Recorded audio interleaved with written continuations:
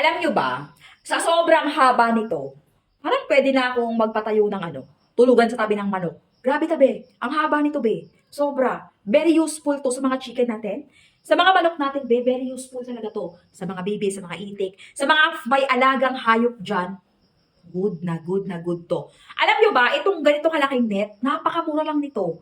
Yung ganitong kalaking net, may libre ng tie wrap, tapos may kasama ng panali. Ito yung tie wrap na libre niya, o tingnan nyo.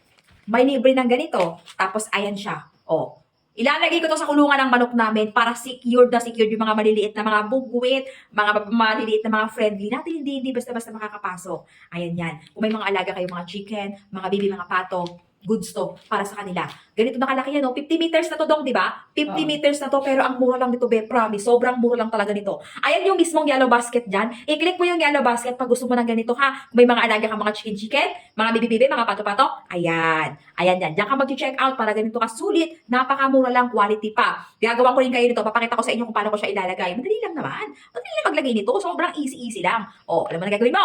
Pag gusto mo ng ganito, check mo na.